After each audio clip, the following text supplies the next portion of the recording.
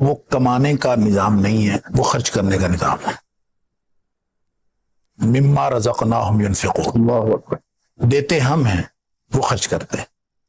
لہٰذا یوں کہہ لیجئے کہ کسب کمانا، وابتغوا من فضل اللہ اگرچہ حکم ہے اور کمائی کی بہت ساری فضیلت بھی ہے، جی اور بیوی بچوں کے لیے پیٹ پالنے کے لیے آپ اگر رزق حلال کی کوشش کرتے ہیں، اس کی بہت بڑی فضیلت ہے، لیکن بنیادی طور پر ہمارے ذمے یہ نہیں ہے کہ ہم مال کما کے اس کے ڈھیر لگائیں۔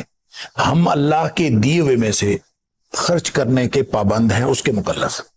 جو اللہ نے دیا ہے اس میں سے خرچ کرتے ہیں۔ اصل میں اس کے مقابلے میں جو سودی معیشت ہے نا، سودی معیشت کمانے کی معیشت ہے کہ آپ 1 روپیہ لگائیں، اس کے بدلے میں آپ کو پیسے آنے چاہیے، اور ہر چیز اسی کے گرد گھومتی ہے کہ آپ کو آتا کیا ہے، لہٰذا آپ قرض دے دیں، آپ کہیں پہ خرچ کر لیں، آپ جو بھی کرتے ہیں آپ اس کے ان ریٹرن کوئی چیز لیتے ہیں۔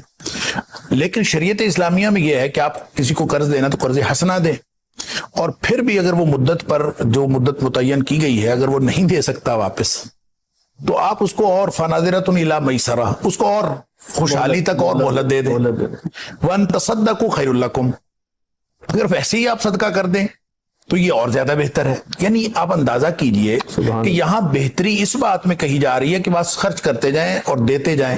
وَإِيتَاءِ ذِي الْقُرْبَىٰ کی بات بھی ہے، بس دیتے جائیں آپ رشتہ داروں کو، کبھی یہ نہ دیکھیں کہ آ کیا رہا ہے۔ تو لہٰذا یہ بنیادی طور پر جو معاشی تصور ہے وہ مختلف ہے۔ سودی معیشت اور ہے، وہ کمانے کی معیشت ہے۔ لہٰذا آپ جہاں بھی دیکھیں گے یہ ان دو جو نظام ہائے معیشت ہیں، ان میں سے جو امپلیمنٹ ہوگا لوگوں کا ذہن بھی اسی طرح سے بنے گا، لوگوں کا طرز عمل بھی وہی ہوگا۔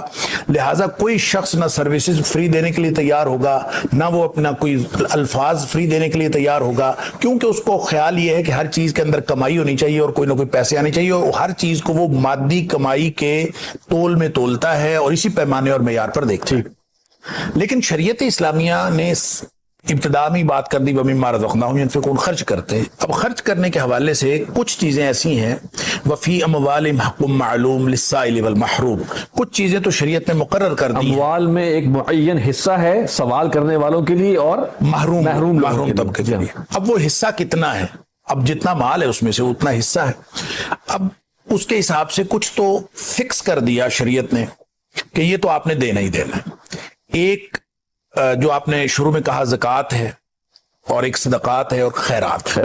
زکوٰۃ تو وہ ہے جو بچت پر ہے، یہ انکم ٹیکس نہیں ہے، یہ بچت ٹیکس، اور یوں کہہ لیجئے کہ